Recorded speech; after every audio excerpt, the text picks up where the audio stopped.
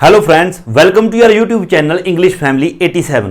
ਸੋ ਅੱਜ ਦੀ ਇਸ ਵੀਡੀਓ ਦੇ ਵਿੱਚ ਆਪਾਂ ਗੱਲ ਕਰਦੇ ਹਾਂ ਆਪਣੀ ਜਿਹੜੀ Cambridge English grammar in use by Raymond Murphy, ਉਸ ਦੀ ਯੂਨਿਟ ਨੰਬਰ ਆਪਾਂ ਕਰਾਂਗੇ ਅੱਜ ਦੀ ਇਸ ਵੀਡੀਓ ਦੇ ਵਿੱਚ ਯੂਨਿਟ ਨੰਬਰ 115 ਨੰਬਰ ਯੂਨਿਟ ਦੇ ਵਿੱਚ ਆਪਾਂ ਨੇ ਕੀ ਦੇਖਣਾ ਹੈ, unless, as long as, provided, ਪ੍ਰੋਵਾइडिंग। ਇਹਨਾਂ ਦਾ ਯੂਜ਼ ਆਪਾਂ ਇੱਕ ਸੈਂਟੈਂਸ ਦੇ ਵਿੱਚ ਕਿਸ ਸੈਂਸ ਦੇ ਲਈ ਕਰਨਾ ਹੈ और कित्थे करना है, किहड़ी जगह ते करना है। सो देखो ये जानते हैं, ये रूल्स मैं लिखे ने सब तो पहला, जिस तरह की हर बार मैं तुहानू कहना वीडियो नू पॉज करके ये सारे लिख लो, उस तो बाद जिस तरह मैं समझाउंदा जावांगा समझते जाओ, ठीक है। अगे देखो शुरू करते हैं रूल्स। सब तो पहला अनलैस, अनलैस का यूज आप एक सेंटेंस दे विच कित्थे करते हैं, सब तो पहला वो जानते हैं। पढ़ो देखो, स्टडी दीज एग्जाम्पल स्टडीज। सब तो पहले एक एग्जाम्पल स्टडी आपां इन्हां नूं दित्ती है, मतलब इन्हां ने आपां नूं दित्ती है, उस दे विच पढ़ो अनलैस का यूज आपां किवें करदे हां, उस तो बाद मैं भी समझाउणा। देखो ये कहंदे the club is for members only. जिहड़ा कहंदे क्लब है ये सिर्फ मैंबरस वास्ते है, मतलब जिहड़े लोग इस क्लब दे मैंबर ने। यू कांट गो इन, तुसी अंदर नहीं जा सकदे unless you are a member, जदों तक तुसी इस मतलब के क्लब दे मैंबर नहीं हैगे। तो अनलैस का जिहड़ा देखो मतलब है जदों तक, एक तुसीं सिंपल जिहा इसदा मीनिंग लै सकदे हो जदों तक, बाकी आपां अगे भी समझदे हां। अगे की लिखिआ है, दिस मीनस, तो इसका मतलब की होया, यू कांट गो इन, तुसीं अंदर नहीं जा सकदे except if you are a member, सिवाय जेकर। इहदा मतलब हुंदा एक्सैप्ट इफ दा सिवाय जेकर। वैसे इसका मतलब भी जदों तक ही हो गया, भी जदों तक तुसीं इस दे मैंबर नहीं हैगे, ठीक है। अगे यू कैन गो इन, तुसीं अंदर जा सकदे हो ओनली इफ, ओनली इफ सिर्फ जेकर यू आर अ मैंबर, जेकर तुसीं इस क्लब दे मैंबर हो। सब तो पहला देखो अनलैस, हुण मैं तुहानूं दोबारा दसदा। अनलैस का जिहड़ा मीनिंग है, अनलैस का मीनिंग हुंदा जदों तक। जिस तरह देखो आपां किसी नूं कहीए कि तुसीं एग्जाम पास नहीं कर सकते जदों तक तुसीं नहीं पढ़ोगे, है ना, जां जदों तक तुसीं नहीं पढ़दे, आपां इस तरह बोलदे हां, तुसीं एग्जाम पास नहीं कर सकते जदों तक तुसीं नहीं पढ़ते। तो आप कहांगे you will not pass the exam unless you read, unless you read. जां फिर जिहड़ा अनलैस वाला पार्ट है इसनूं आपां अगे भी फिट कर सकते हैं, आप यह भी कह सकते हैं अनलैस यू रीड, जदों तक तुसीं नहीं पढ़ोगे, है ना, you will not pass the exam. So देखो अनलैस का मीनिंग तुसीं समझ गए, आई होप। अगे देखो एग्जाम्पल, होर एग्जाम्पल भी ने, इन्हां तो समझो की कह रहे हैं, there are no buses to the beach, मतलब बीच ते जाण वास्ते कोई भी बस है जिहड़ी नहीं हैगी। तो अगे की कह रहा है, unless you have a car, जदों तक तुहाडे लवे कार नहीं है, अनलैस का मतलब कि जदों तक नहीं हैगी कोई चीज़।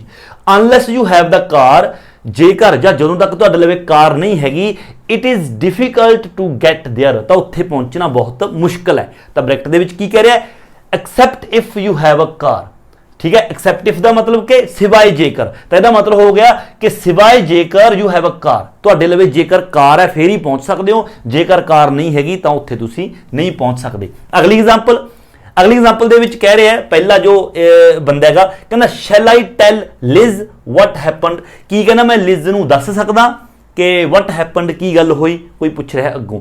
तो अगे वाला कहंदा नॉट, कहंदा नहीं अनलैस शी आस्क यू, जदों तक वो तुहाडे तो नहीं पूछती, मतलब कि not unless she ask you, भी उदों तक जदों तक वो तुहाडे तो नहीं पूछती तुसीं उसनूं कुछ भी नहीं दस सकते, मतलब कि ओनली इफ, सिर्फ तां she ask you, only if सिर्फ जेकर शी आस्क यू, जेकर तुहाडे तो पूछदी है फिर ही पूछ सकते हो। तो अनलैस का जिहड़ा मीनिंग है, आई होप कि तुहानूं पता चल गया, जदों तक, है ना। ओके, ये तो देखो हो गया। अगे अगला पॉइंट पढ़ो, अगली line, instead of unless, unless की जगह ते इट इज़ ऑफन पॉसीबल, ये चीज़ भी पॉसीबल होंदी है टू से, ये गल कहना, अनलैस की जगह ते किसी सेंटेंस दे विच सेम इसे सेंस दे लई एक होर तरह भी कहा जाता है, यही सेंस भी जेकर तुहाडे लवे कार नहीं है, जिस तरह तुसीं नहीं पहुंच सकते, तो वो ये है, वो उत्थे आपां यूज करते हैं अनलैस की जगह ते इफ नॉट, इफ दे नाल नॉट का यूज, डॉट डॉट क्यों लगाया, क्योंकि सब तो पहला आएगा इफ, ये स्ट्रक्चर बनेगा, मतलब कि अनलैस की जगह पे जेकर इफ नॉट वाला वरतना है, पहला इफ, फिर इफ तो बाद सब्जैक्ट, फिर सब्जैक्ट तो बाद नॉट।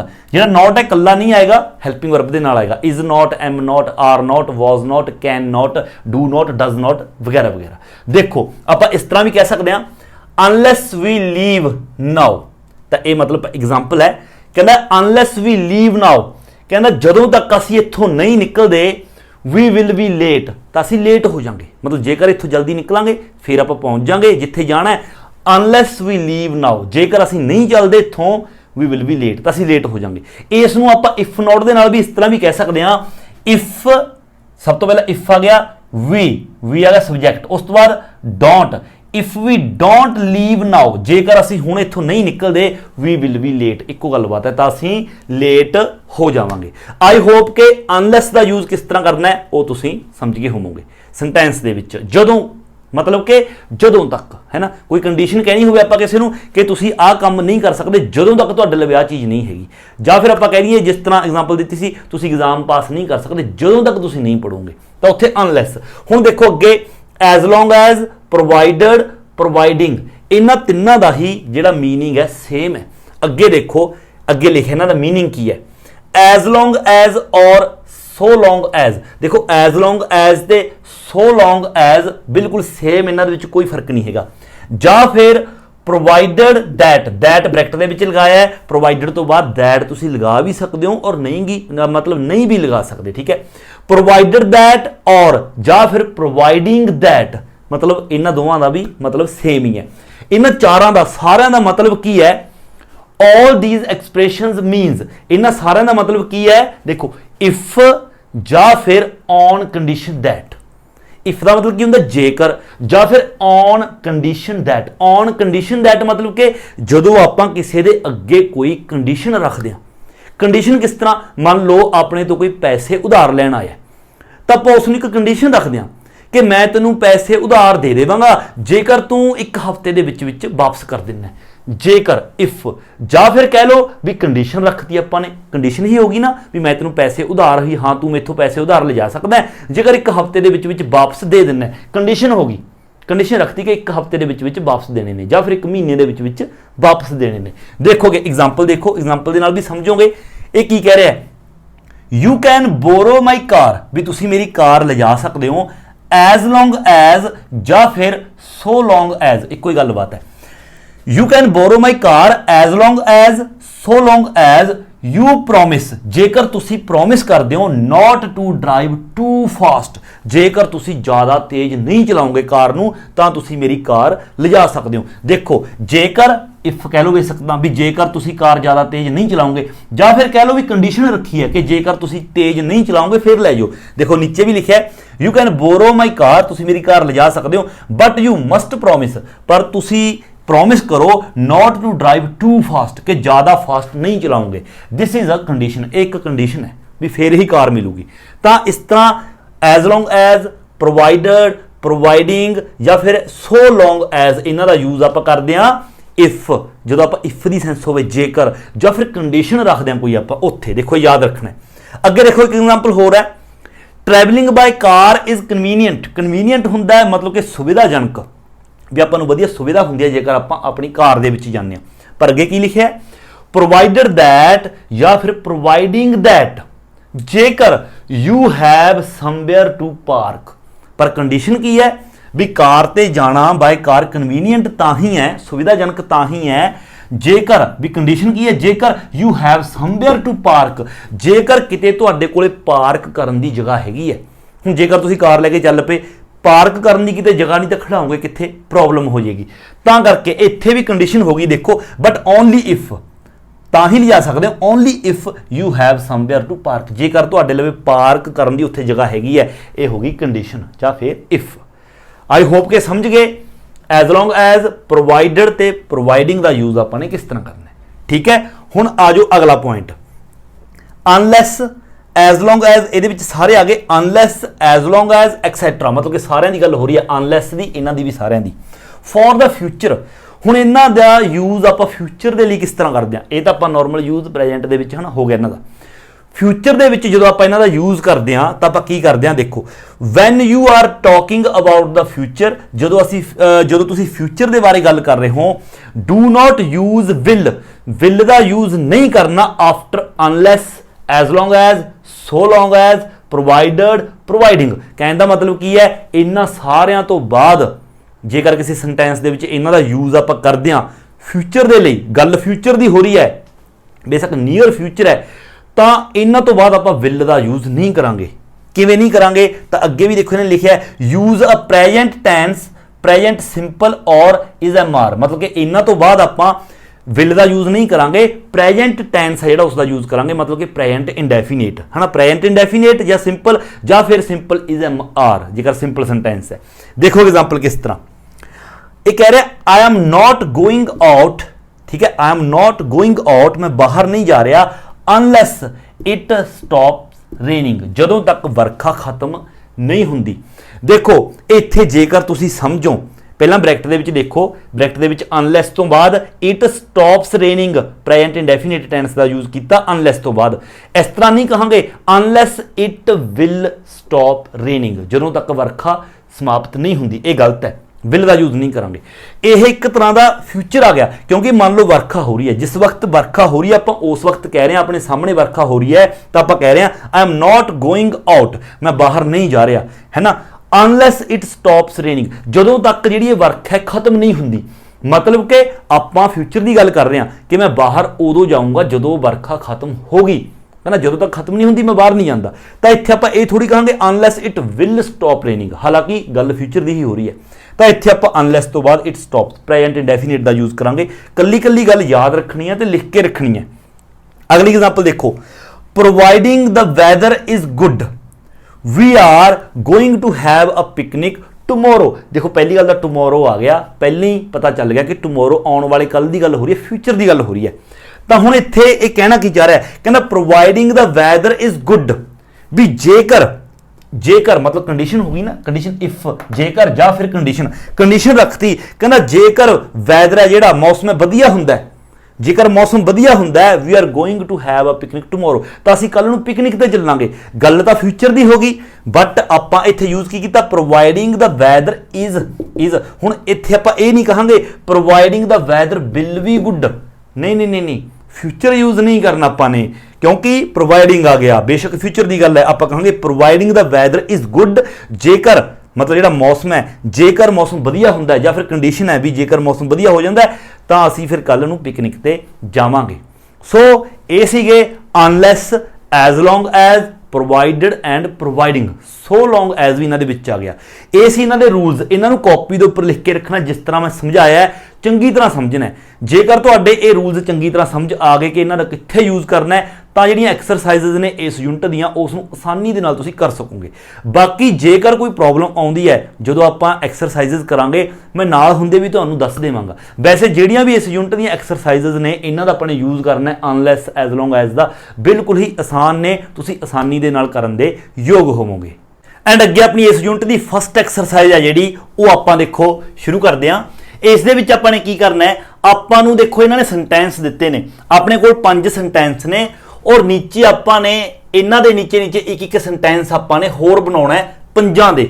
ਔਰ ਕਰਨਾ ਕੀ ਹੈ, ਆਪਾਂ ਨੇ ਪਹਿਲਾਂ ਆਪਾਂ ਨੇ ਉੱਪਰਲਾ ਸੈਂਟੈਂਸ ਪੜ੍ਹਨਾ ਹੈ, ਉਸ ਨੂੰ ਟਰਾਂਸਲੇਟ ਕਰਨਾ ਹੈ, ਔਰ ਜਿਹੜਾ ਨੀਚੇ ਆਪਾਂ ਨੇ ਸੈਂਟੈਂਸ ਬਣਾਉਣਾ ਹੈ ਉਸ ਦੀ ਜਿਹੜੀ ਸੈਂਸ ਹੈ, ਮਤਲਬ ਕਿ ਉਸ ਦਾ ਜਿਹੜਾ ਮੀਨਿੰਗ ਹੈ ਉਹ ਬਿਲਕੁਲ ਸੇਮ ਉੱਪਰਲੇ ਵਾਲੇ ਦਾ ਹੀ ਹੋਣਾ ਚਾਹੀਦਾ, ਸੇਮ ਮੀਨਿੰਗ ਹੋਣਾ ਚਾਹੀਦਾ ਦੋਵਾਂ ਦਾ। ਆਪਾਂ ਨੇ ਕਰਨਾ ਕੀ ਹੈ, ਆਪਾਂ ਨੇ ਜਿਹੜਾ ਸੈਂਟੈਂਸ ਆਪਣੇ ਕੋਲੋਂ ਬਣਾਉਣਾ ਹੈ ਉਸ ਦੇ ਵਿੱਚ ਆਪਾਂ ਨੇ ਅਨਲੈਸ ਹੈ ਜਿਹੜਾ ਉਸ ਦਾ ਆਪਾਂ ਨੇ ਯੂਜ਼ ਕਰਨਾ ਹੈ।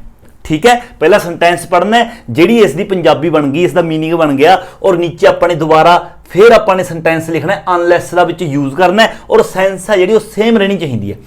ਹੁਣ ਇੱਥੇ ਆਪਾਂ ਨੇ ਅਨਲੈਸ ਦਾ ਯੂਜ਼ ਕਿੱਥੇ ਕਰਨਾ ਹੈ, ਦੇਖੋ ਸਭ ਤੋਂ ਪਹਿਲਾਂ ਤਾਂ ਜਿੰਨੇ ਵੀ ਇਹ ਸੈਂਟੈਂਸ ਨੇ ਇਹਨਾਂ ਦੇ 2-2 ਪਾਰਟ ਨੇ, ਧਿਆਨ ਨਾਲ ਦੇਖੋ। ਇੱਕ ਦੇਖੋ ਪਹਿਲਾ ਪਾਰਟ ਹੋ ਗਿਆ, ਫਿਰ ਔਰ ਤੋਂ ਬਾਅਦ ਇਹ ਦੂਸਰਾ ਸੈਂਟੈਂਸ ਹੋ ਗਿਆ, 2-2 ਸੈਂਟੈਂਸ ਨੇ ਹਰ ਇੱਕ ਦੇ ਵਿੱਚ।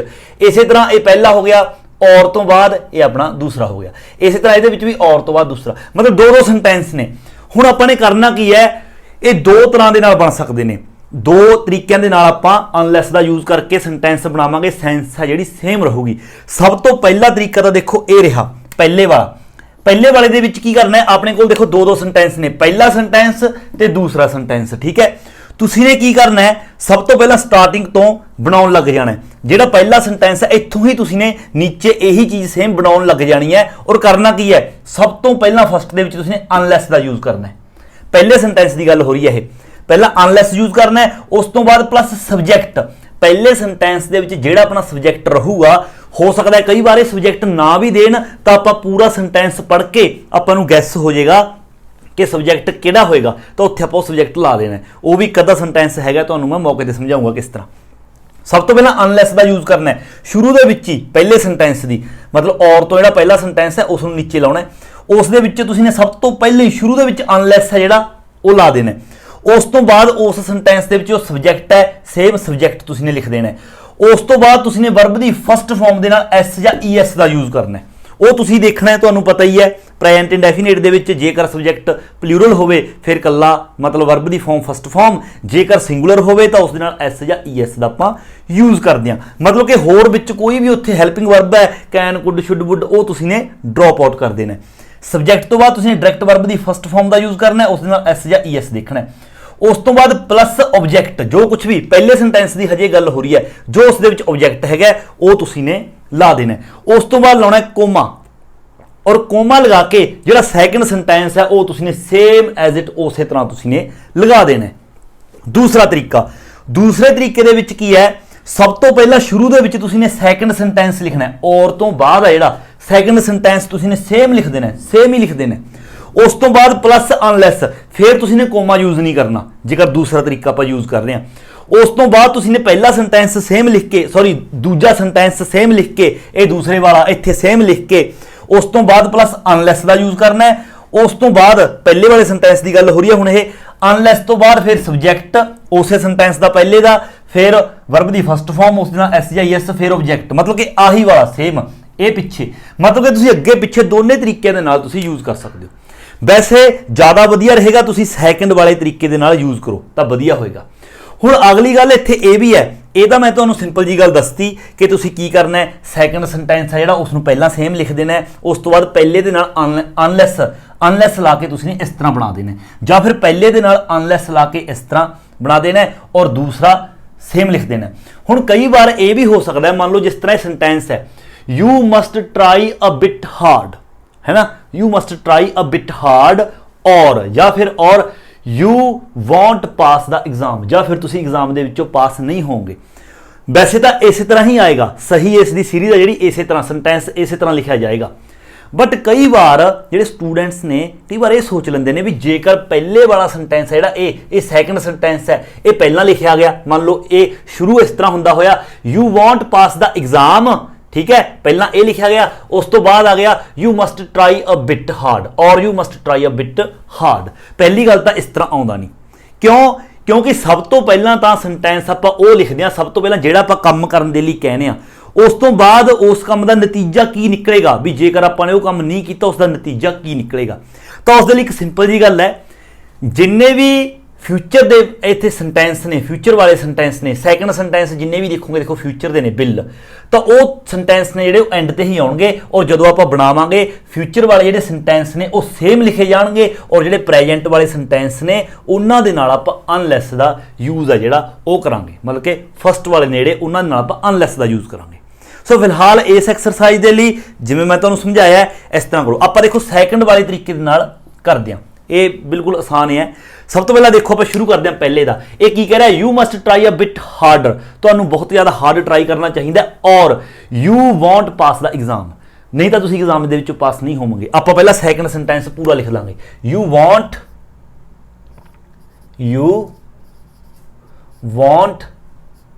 पास the exam, you won't pass the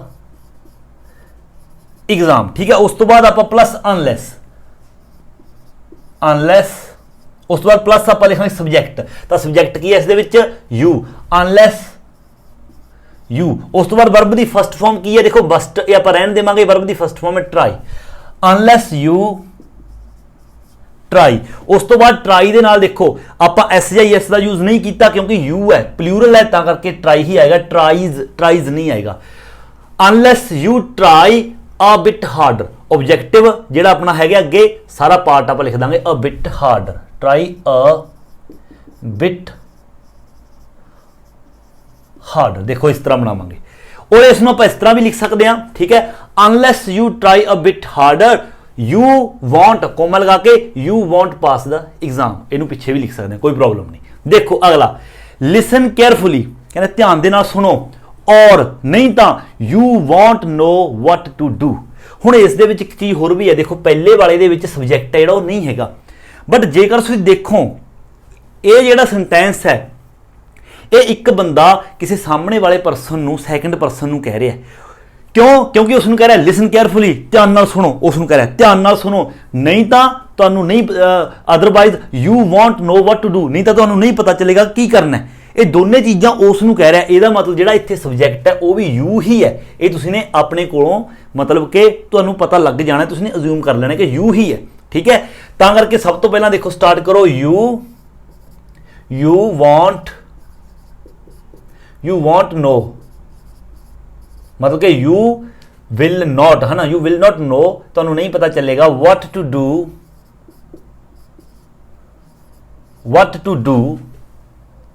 sorry इत्थे do आएगा, what to do unless, ਜਦੋਂ तक unless listen carefully, ਜਦੋਂ तक ਤੁਸੀਂ ਧਿਆਨ ਨਾਲ ਨਹੀਂ ਸੁਣਦੇ। ਇਹਦਾ ਮਤਲਬ listen carefully ਵੀ ਇਸੇ ਪਰਸਨ ਨੂੰ ਹੀ ਕਿਹਾ ਗਿਆ ਵੀ ਤੁਹਾਨੂੰ ਨਹੀਂ ਪਤਾ ਚੱਲੇਗਾ ਕੀ ਕਰਨਾ ਜਦੋਂ ਤੱਕ ਤੁਸੀਂ ਕੇਅਰਫੁਲੀ ਨਹੀਂ ਸੁਣਦੇ, ਹੈ ਨਾ। ਹੁਣ ਆਪਾਂ ਨੂੰ ਪਤਾ ਚੱਲ ਗਿਆ ਵੀ ਇਸੇ ਨੂੰ ਹੀ ਇਹ ਗੱਲ ਕਹੀ ਗਈ ਹੈ, ਤਾਂ ਕਰਕੇ ਇੱਥੇ ਵੀ ਸਬਜੈਕਟ ਹੈ ਜਿਹੜਾ ਯੂ ਹੀ ਆਏਗਾ। ਯੂ ਲਿਸਨ, ਇੱਥੇ ਲਿਸਨ ਇਸੇ ਤਰ੍ਹਾਂ ਆਏਗਾ ਕੇਅਰਫੁਲੀ, ਕਿਉਂਕਿ ਯੂ ਹੈ ਜਿਹੜਾ ਪਲੂਰਲ ਹੈ ਤਾਂ ਕਰਕੇ ਲਿਸਨ ਹੀ ਆਏਗਾ, ਇਹਦੇ ਨਾਲ SIS ਨਹੀਂ ਲੱਗੇਗਾ। ਅਗਲਾ ਦੇਖੋ, she must apologise to me, ਉਸ ਨੂੰ ਮੇਰੇ ਤੋਂ ਮਾਫੀ ਮੰਗਣੀ ਚਾਹੀਦੀ ਹੈ, ਔਰ I will never speak to her again, नहीं तो मैं उस दिन कदे भी नहीं बोलांगा। सब तो पहला I will never, सेकंड आप लिख रहे हैं same, I will never speak to her again unless आएगा unless, ਜਦੋਂ तक unless फिर subject she, unless she, verb the first form है apologize, है ना, तो आप लिखांगे ਹੁਣ apologize आएगा क्योंकि she है, she ਦੇ ਨਾਲ ਆਪਾਂ SIS ਦਾ यूज करते हैं। apologize to me, I think कि बहुत ज़्यादा आसान है। वीडियो ਨੂੰ पॉज करके ਜਿਹੜੇ ਸੈਕੰਡ ਵਾਲੇ ਤੁਸੀਂ खुद बनाने की कोशिश करो, बाकी मैच करो। देखो, you have to speak very slowly, ਤੁਹਾਨੂੰ ਬਹੁਤ ਜਿਹੜਾ स्लो है ਜਿਹੜਾ ਉਹ मतलब बोलना पैना है, और he won't be able to understand you, नहीं तो मतलब वो ਤੁਹਾਨੂੰ अंडरस्टैंड ਕਰਨ ਦੇ मतलब कि एबल नहीं होणगे, है ना। सब तो पहले सेम लिख दो, ही वॉन्ट मतलब will not be able to understand you unless, मतलब जदों तक, unless you verb speak, you आ गया स्पीक ही आएगा, unless you speak very slowly,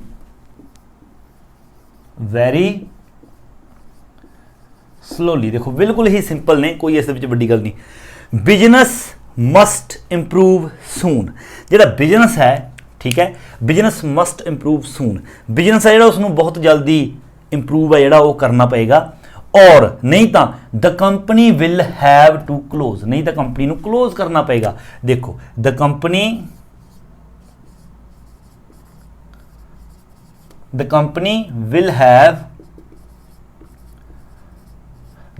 will have to close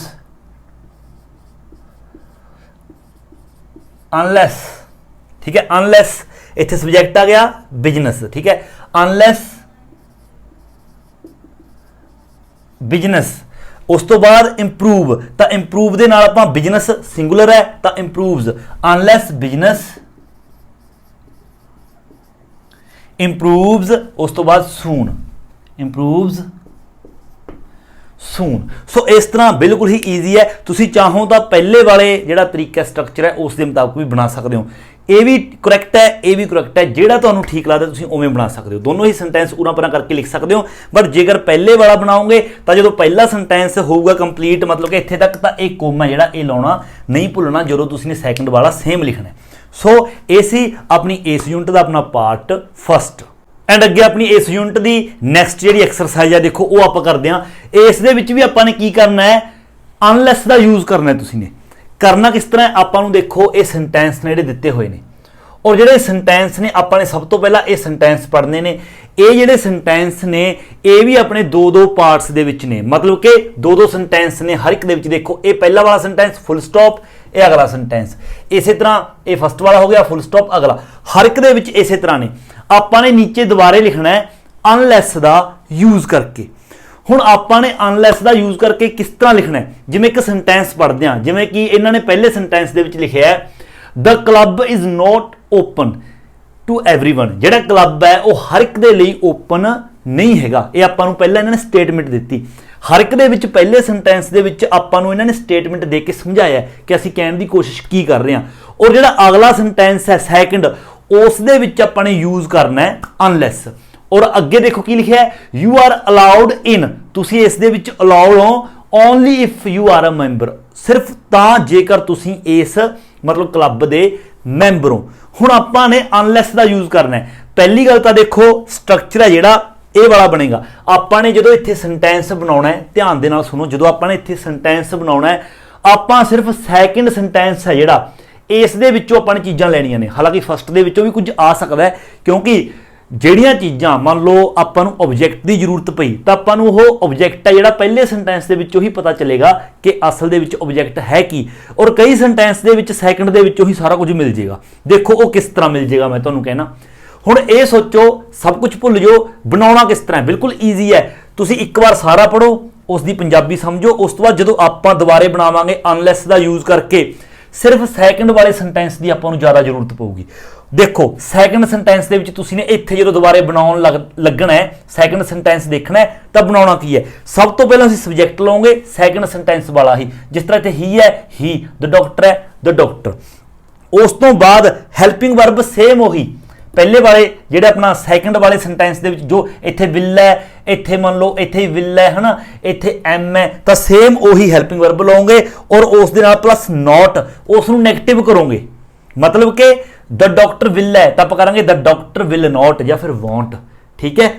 ਔਰ ਅੱਗੇ ਮੇਨ ਵਰਬ ਹੈ ਜਿਹੜੀ ਸੇਮ, ਉਹ ਜਿਹੜੀ ਇਸ ਦੇ ਵਿੱਚ ਸੇਮ ਹੈ ਉਹੀ ਸੇਮ ਮੇਨ ਵਰਬ ਅੱਗੇ ਇੱਥੇ ਆ ਜਾਏਗੀ। ਪਲੱਸ ਉਸ ਤੋਂ ਬਾਅਦ ਜਿਹੜਾ ਇੱਥੇ ਆਬਜੈਕਟ ਹੈ ਇਸ ਮੇਨ ਵਰਬ ਦਾ, ਆਪਾਂ ਜਦੋਂ ਮੇਨ ਵਰਬ ਉੱਥੇ ਲਗਾ ਲਈ ਤਾਂ ਮੇਨ ਵਰਬ ਦਾ ਜਿਹੜਾ ਮੀਨਿੰਗ ਹੈ ਆਪਾਂ ਉਹ ਦੇਖਾਂਗੇ ਪਹਿਲਾਂ, ਉਸ ਦੇ ਮੁਤਾਬਕ ਉਹਦਾ ਆਬਜੈਕਟ ਆਏਗਾ। ਜਿਵੇਂ ਮੰਨ ਲਓ ਮੇਨ ਵਰਬ ਹੈਗੀ ਹੈ ਗੋ, ਤਾਂ ਆਪਾਂ ਦੇਖਾਂਗੇ ਗੋ ਜਾਣਾ, ਤਾਂ ਕਿੱਥੇ ਜਾਣਾ ਤਾਂ ਉਹ ਆਪਣਾ ਆਬਜੈਕਟ ਹੋਊਗਾ। ਮੰਨ ਲਓ ਆਪਾਂ ਕਹਿੰਦੇ ਪਲੇ ਹੁੰਦਾ ਖੇਡਣਾ, ਤਾਂ ਆਪਾਂ ਦੇਖਾਂਗੇ ਖੇਡਣ ਦੀ ਕੀ ਗੱਲ, ਖੇਡਣ ਦੀ ਮਤਲਬ ਕਿਹੜੀ ਚੀਜ਼ ਖੇਡਣ ਦੀ ਗੱਲ ਹੋ ਰਹੀ ਹੈ, ਕ੍ਰਿਕਟ ਦੀ, ਟੈਨਿਸ ਦੀ, ਤਾਂ ਉਹ ਉੱਥੇ ਉਸ ਦਾ ਆਬਜੈਕਟ ਆ ਜਾਏਗਾ। ਠੀਕ ਹੈ ਨਾ, ਕਲੀਅਰ ਹੈ। ਮੰਨ ਲਓ ਹੋਰ ਐਗਜ਼ਾਮਪਲ ਦੇਣਾ, ਜਿਵੇਂ ਆਪਾਂ ਆਪਣੇ ਕੋਲ ਵਰਬ ਆ ਗਈ ਮੇਨ ਥਰੋ ਹੁੰਦਾ ਸੁੱਟਣਾ, ਤਾਂ ਆਪਾਂ ਇਹ ਦੇਖਾਂਗੇ ਸੁੱਟਣਾ ਮਤਲਬ ਕੀ ਸੁੱਟਣਾ, ਕਿਹੜੀ ਚੀਜ਼ ਸੁੱਟਣ ਦੀ ਗੱਲ ਕਰ ਰਹੇ ਆ, ਤਾਂ ਉਹ ਇੱਥੇ ਆਬਜੈਕਟ ਹੈ ਜਿਹੜਾ ਉਹ ਆ ਜਾਏਗਾ। ਠੀਕ ਹੈ। ਉਸ ਤੋਂ ਬਾਅਦ ਪਲੱਸ ਆਪਾਂ ਯੂਜ਼ ਕਰਾਂਗੇ ਅਨਲੈਸ, ਔਰ ਅਨਲੈਸ ਆਪਾਂ ਯੂਜ਼ ਕਰਾਂਗੇ in place of only if.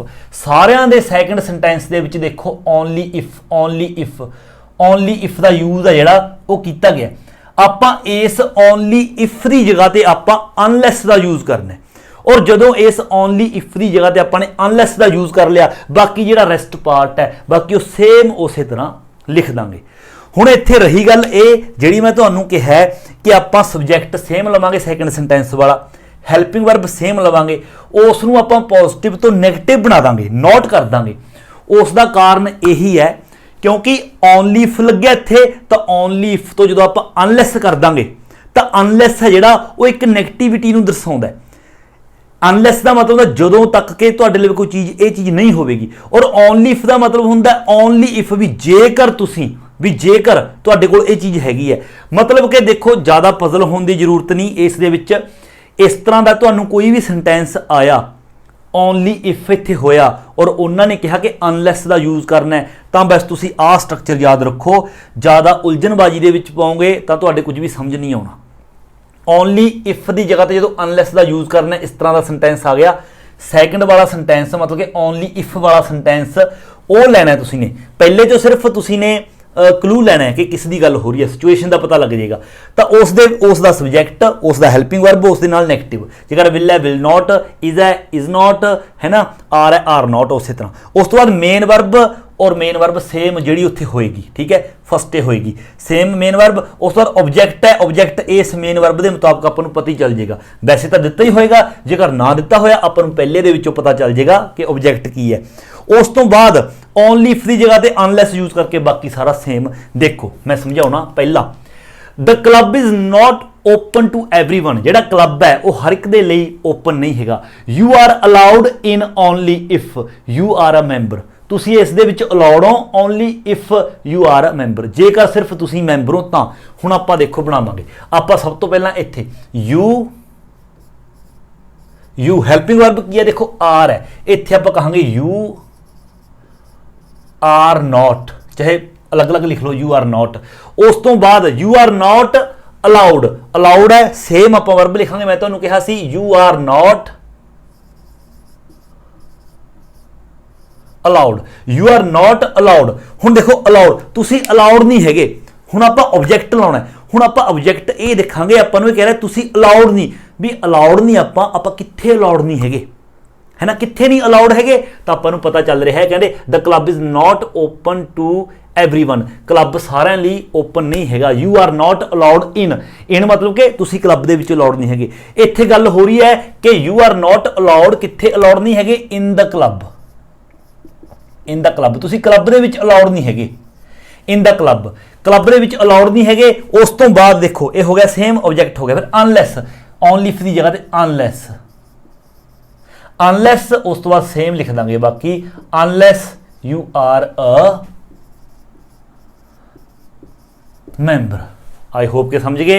देखो you are not allowed in the club, तुसी क्लब दे विच अलाउड नहीं है, unless you are a member, जदों तक तुसी मैंबर नहीं है इसके। ठीक है, आई होप के समझ गए। बाकी बनाने की कोशिश करो।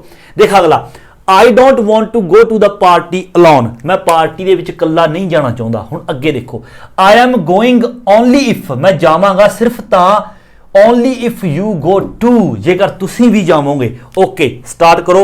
सब्जैक्ट ये वाला ओनली इफ वाला सब्जैक्ट आपां चकांगे। सेंटेंस आई दे नाल एम, नैगेटिव करांगे इसनूं आई एम नॉट। उस तो बाद दूसरी गोइंग, सेम फॉर्म लिखनी है ना, मैं तुहानूं कहा वर्ब दी मेन फॉर्म लिखनी है।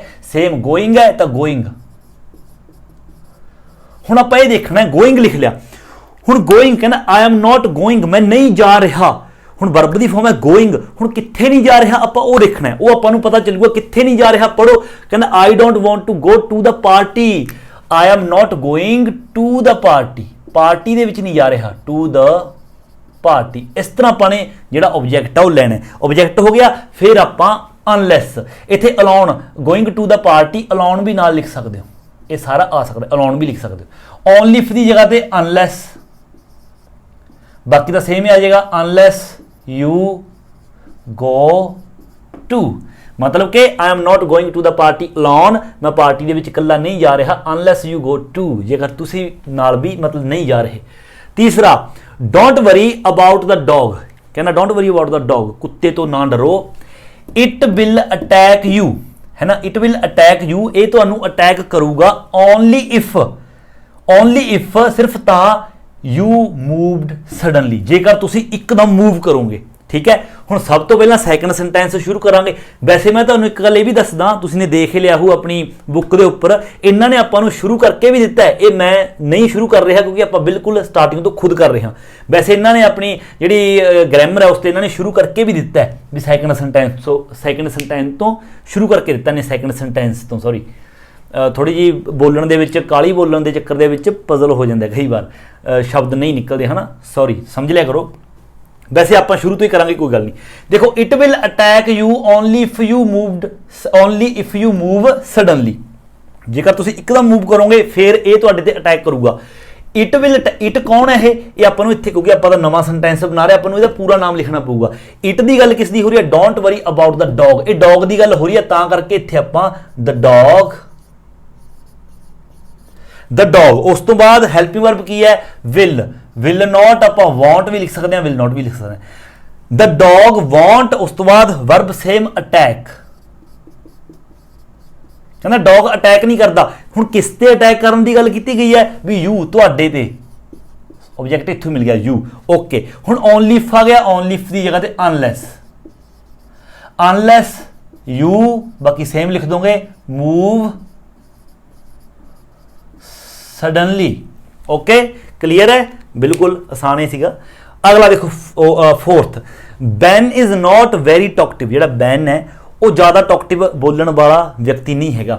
ही विल स्पीक टू यू है ना, वो तुहाडे नाल बोलेगा only if you ask him something, सिर्फ तां जेकर उस तो तुसीं कुछ पुछोगे।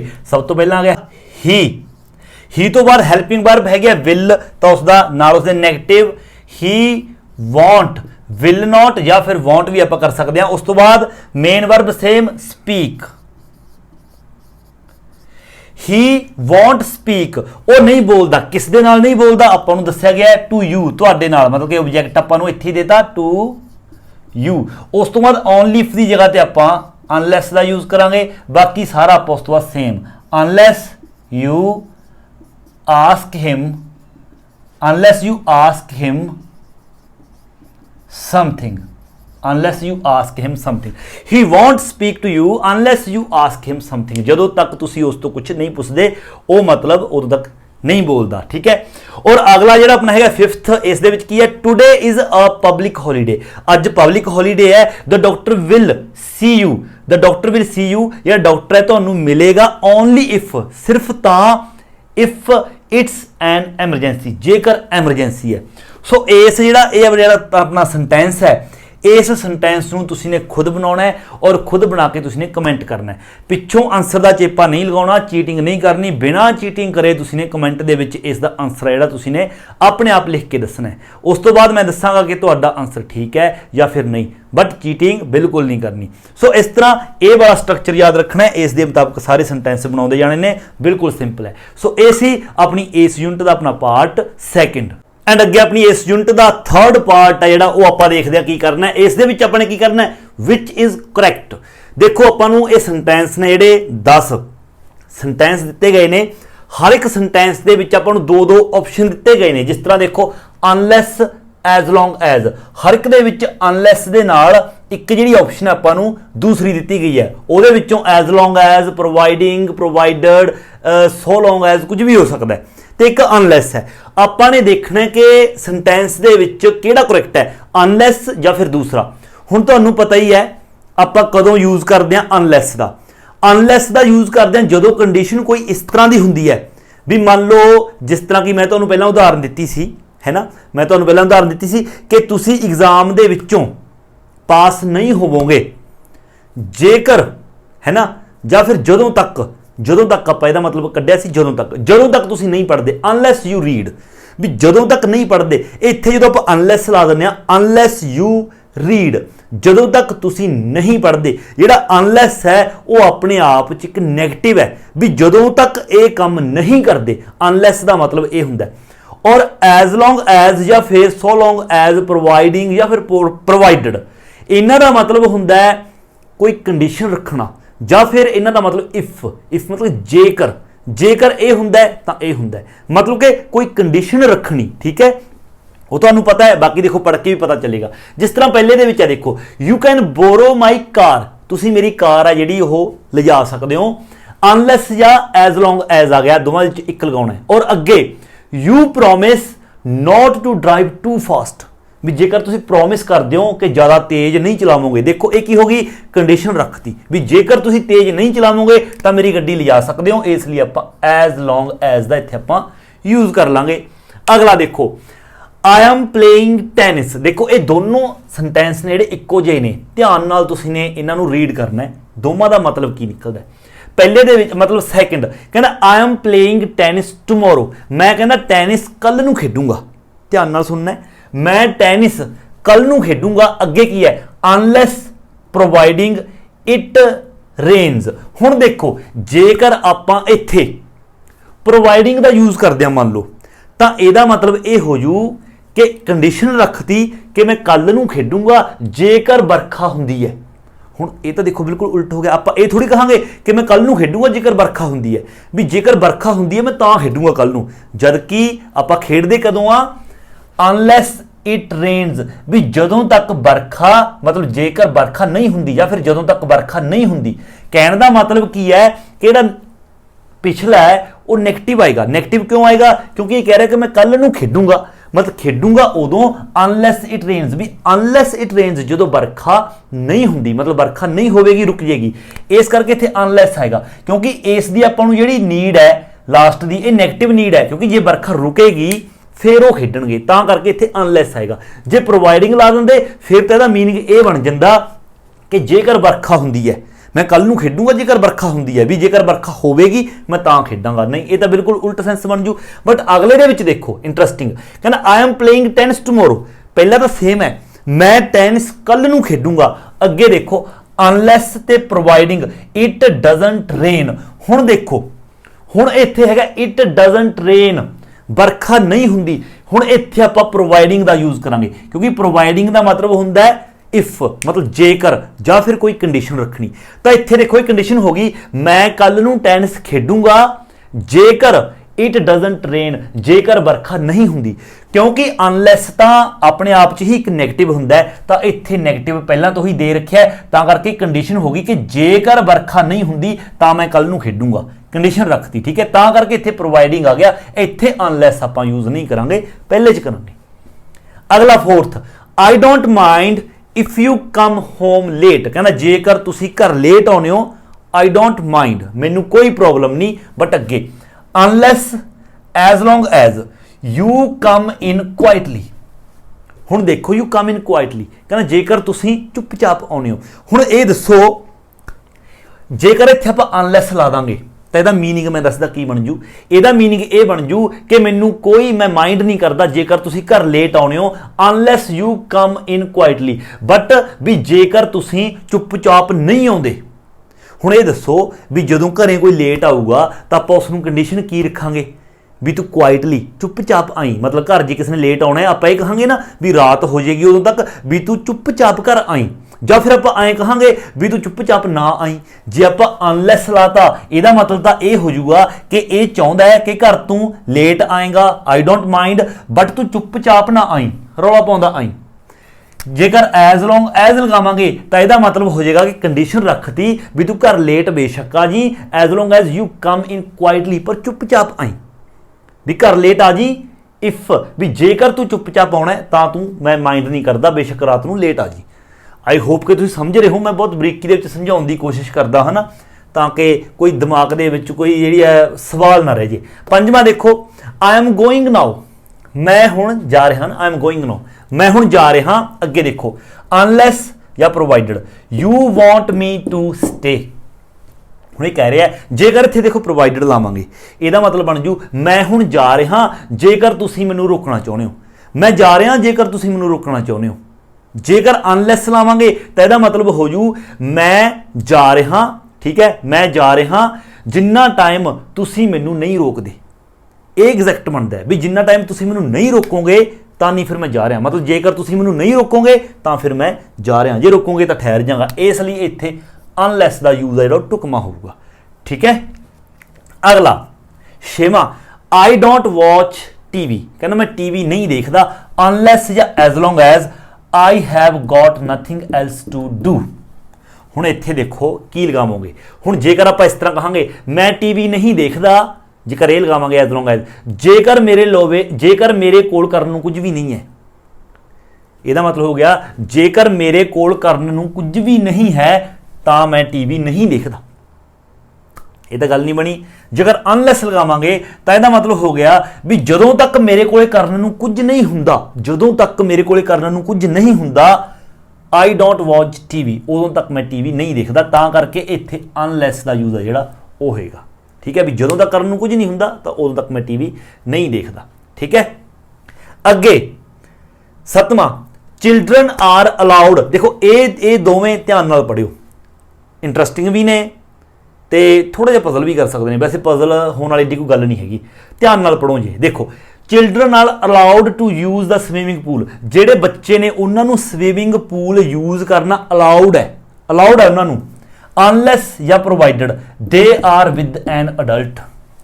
हुण तुसी दसो कि आपां की कहांगे, जेकर आपां प्रोवाइडेड इत्थे यूज़ करांगे तो यह मतलब हो जाऊगा कि बच्चों को स्विमिंग पूल यूज़ करना अलाउड है जेकर उन्होंने नाल अडल्ट, जेकर उन्होंने नाल बड़े हैगे ने, और जेकर अनलैस लगावांगे तो मतलब बन जूगा कि बच्चों को स्विमिंग पूल यूज़ करना अलाउड है जदों तक उन्होंने बड़े नहीं है।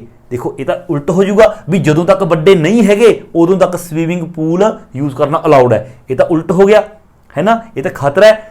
होने चाहिए ने बड़े तां करके प्रोवाइडेड, ठीक है भी जदों तक बड़े हैगे ने उदों तक यूज़ करना अलाउड है। बट अगला देखो अनलैस या प्रोवाइडेड अगे आ गया, अनलैस या provided they are with an adult, मतलब अनलैस या provided they are with an adult comma children are not allowed to use the swimming pool.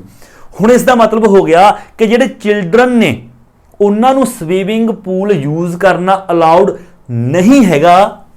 जेकर हम प्रोवाइडेड लावांगे तो मतलब हो जू they are with an adult भी जेकर वह बड़ियां दे नाल ने, ये भी देखो उल्ट बन जाएगा जे इत्थे प्रोवाइडेड लावांगे क्योंकि इसका मतलब बनता है भी जिहड़े बच्चे ने जेकर वो अपने बड़ियां दे नाल ने तो उन्होंने स्विमिंग पूल यूज करना अलाउड नहीं हैगा। बट जेकर अनलैस लावांगे तो इसका मतलब बन जू कि जदों तक वो अपने बड़ियां दे नाल नहीं हैगे उन्होंने स्विमिंग पूल यूज करना अलाउड नहीं हैगा, तो इत्थे अनलैस ढुकमाऊगा भी जदों तक वो बड़ियां दे नाल नहीं हन तो उन्होंने स्विमिंग पूल भी अलाउड नहीं हैगा। बट इत्थे सीगा कि बच्चों स्विमिंग पूल अलाउड है जेकर वो बड़ियां दे नाल हैगे ने। Is that clear? अगला 9वां we can sit here in the corner, असी कॉर्नर दे विच बैठ सकते हैं अनलैस या फिर as long as you would rather sit over there by the window.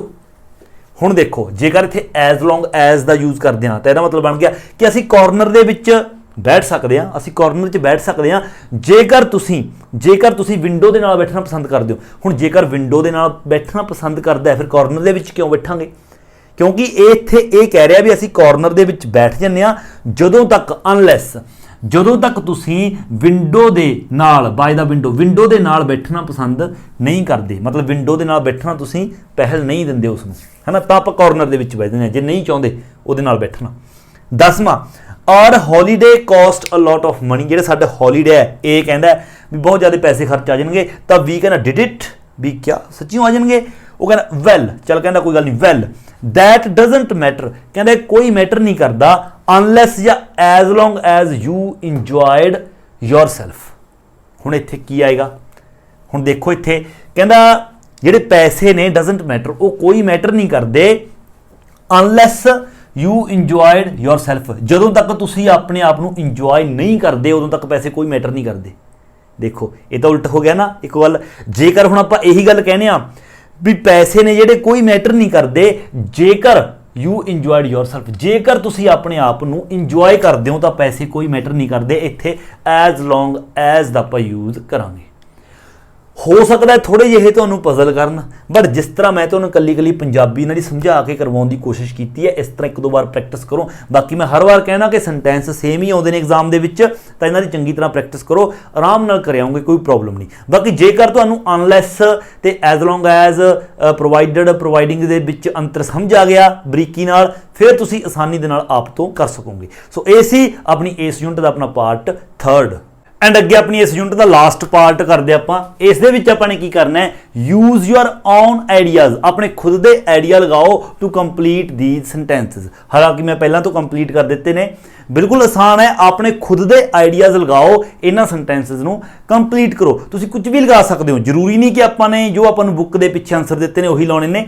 मैं भी सेम वो नहीं लगाए, तुसी चाहो तो वह भी लगा सकते हो, बट अपने कोलों भी तुसी कुछ ना कुछ यूज कर सकते हो। जिस तरह देखो फर्स्ट है we will be late unless, इत्थे अनलैस आ गया, ਇਹਦਾ मतलब ये कहना चाहता है कि असी लेट हो जाएंगे जेकर जदों तक, या फिर हुण लेट आप कदों हुन्ने आ, हुण कोई भी संभावना आ सकती है भी असी लेट हो जाएंगे जदों तक असी टैक्सी नहीं लैंदे, वी गेट अ टैक्सी, या फिर जदों तक असी नहीं दौड़ते वी रन फास्ट, जदों तक असी तेज नहीं दौड़ते असी लेट हो जाएंगे, है ना, भी जेकर असी तेज ना दौड़े unless we get a taxi, भी जदों तक असी टैक्सी नहीं लैती जेकर तब असी लेट हो जाएंगे, या फिर अनलैस वी रन फास्ट, जेकर असी तेज नहीं दौड़े तो असी लेट हो जाएंगे।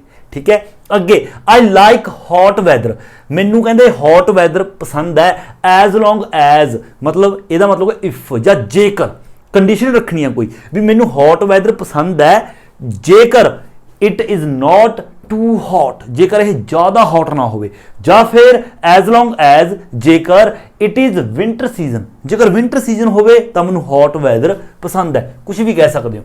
Third, it takes about 20 minutes to drive to the airport, airport ਪਹੁੰਚਣ ਦੇ ਲਈ 20 ਮਿੰਟ ਦਾ ਰਸਤਾ ਹੈ ਪ੍ਰੋਵਾਈਡਡ, ਜੇਕਰ ਕੰਡੀਸ਼ਨ ਇੱਥੇ ਜੇਕਰ there is not too much traffic, जेकर ज़्यादा ट्रैफिक ना होवे, नॉट आ गया अनलैस तो इत्थे वैसे भी नहीं आना सी, है ना, there is not too much traffic, भी जेकर ज़्यादा ट्रैफिक ना होवे तो 20 मिनटां दे विच पहुंच जाएंगे। चौथा, आई डोंट माइंड वॉकिंग होम, मैनू कहंदा घर पैदल जाण दे विच कोई प्रॉब्लम नहीं, एज लॉन्ग एज जेकर द वैदर इज कूल, जेकर जिहड़ा मौसम है वो कूल ठंडा होवे, है ना।